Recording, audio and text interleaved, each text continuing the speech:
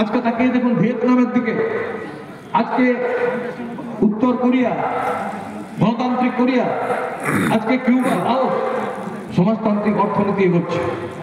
আরেকদিকে সারা পুঁজিবাদী দুনিয়া।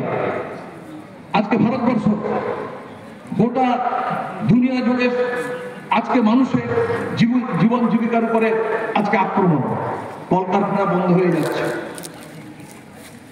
স্থায়ী কাজে কোনো স্থায়ী শ্রমিক আজকে নিয়োগ করা হচ্ছে না, অস্থায়ী শ্রমিক, কন্ট্রাকচুয়াল, ক্যাজুয়াল অথবা অ্যাপ্রেন্টিস, অথবা আপনারা জানেন যে বাইরে থেকে নানা রকম ভাবে আউটসোর্স করে আজকে উৎপাদন চালানো হচ্ছে। একমাত্র উদ্দেশ্য হচ্ছে পুঁজিবাদের কত বেশি মুনাফা, কত বেশি প্রফিট, কোনো সামাজিক দায়বদ্ধতা, শ্রমিকদের তাদের জীবন জীবিকা, তার নিশ্চয়তা, তার বিকাশ, তার উন্নতি এই পুঁজিবাদী ব্যবস্থার লক্ষ্য নয়। তার একমাত্র লক্ষ্য হচ্ছে মুনাফা। আর সেই মুনাফা বৃদ্ধির জন্য আজকে স্থায়ী কাজে, আজকে অস্থায়ী, ক্যাজুয়াল, কন্ট্রাকচুয়াল, অ্যাপ্রেন্টিস বিভিন্ন ধরনের মডার্নাইজেশনের নাম করে শ্রমিক ছাঁটাই হচ্ছে। আমরা মডার্নাইজেশনের বিরোধিতা করিনি, আমরা শিল্প কলকারখানার আধুনিকীকরণের বিরোধিতা করিনি, কিন্তু শ্রমিকদের তার জীবন জীবিকাকে রক্ষা করেই আধুনিকীকরণ করতে হবে।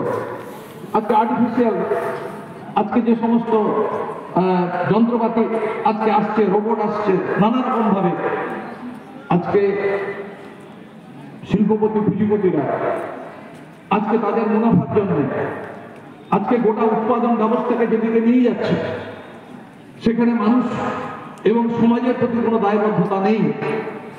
একটা হিংস্র, একটা মুনাফা, একটা আদিম যে মানুষের আমরা দেখেছি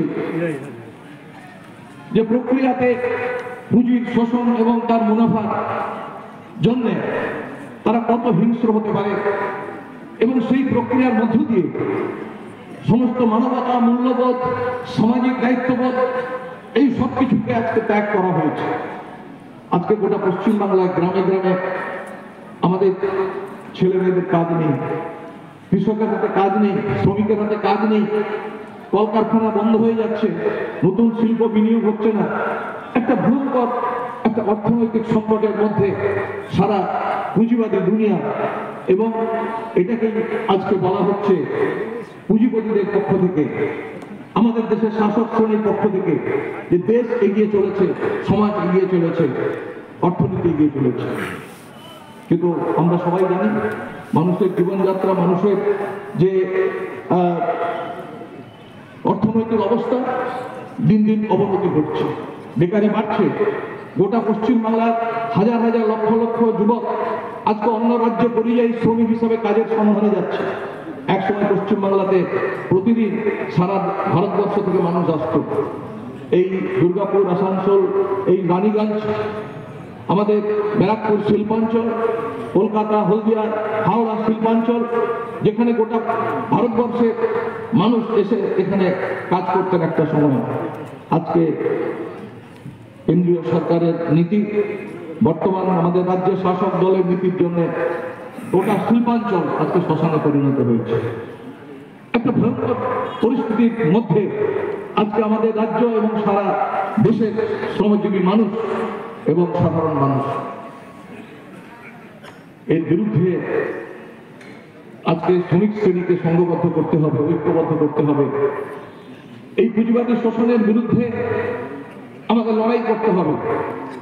কিন্তু পুঁজিবাদ তারা টিকে থাকতে চায়, তারা এই শোষণ ব্যবস্থাকে টিকিয়ে রাখতে চায়, তারা আরো মুনাফা চায়। তার জন্য তারা জাত, পাত, ধর্মকে ব্যবহার করছে। তারা শ্রমজীবী মানুষকে ধর্মের ভিত্তিতে ভাগ করে দিচ্ছে।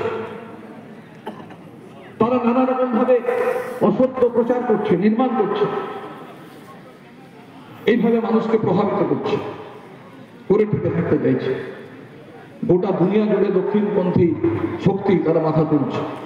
দক্ষিণপন্থাকে আজকে পুঁজিবাদ, সাম্রাজ্যবাদ আজকে তারা মদত দিচ্ছে। এবং আমাদের দেশে, আমাদের রাজ্যে একইভাবে আমরা দেখছি সাম্প্রদায়িক শক্তি গোটা দেশে আমাদের ধর্মনিরপেক্ষতার উপরে আক্রমণ, আমাদের সংবিধানের উপরে আক্রমণ, মানুষের গণতান্ত্রিক অধিকারের উপরে আক্রমণ। গত 12-13 বছর ধরে পশ্চিমবাংলাতে সন্ত্রাসের রাজত্ব কায়েম করা হয়েছে। বিরোধী রাজনৈতিক দল, ট্রেড ইউনিয়ন, আমাদের ছাত্র যুব যারা কলেজ ইউনিভার্সিটিতে পড়াশোনা করে, তাদের মুখ খুলতে দেওয়া হচ্ছে না, তাদের প্রতিবাদ করতে দেওয়া হচ্ছে না। নির্বাচনকে প্রহসনে পরিণত করা হয়েছে। এইভাবে পুঁজিবাদ টিকে থাকতে চাইছে, এইভাবে আদানি আম্বানিরা তাদের মুনাফা বৃদ্ধি করছে, ফুলে ফেপে উঠছে। আরেকদিকে আমাদের দেশের সাধারণ মানুষ, তাদের আয় কমছে, তাদের জীবন জীবিকা বিপর্যস্ত হচ্ছে। স্বাধীনতার 77-78 বছর অতিক্রান্ত। আমরা তো এরকম একটা অবস্থা চাই না। রবীন্দ্র সেনরা এই অবস্থা তারা চায়নি। তারা যে স্বপ্ন দেখতেন এবং সঠিকভাবে রবীন্দ্র জীবদ্দশাতেই পার্টি সিদ্ধান্ত, পার্টি কংগ্রেসে আমরা ঘোষণা করেছিলাম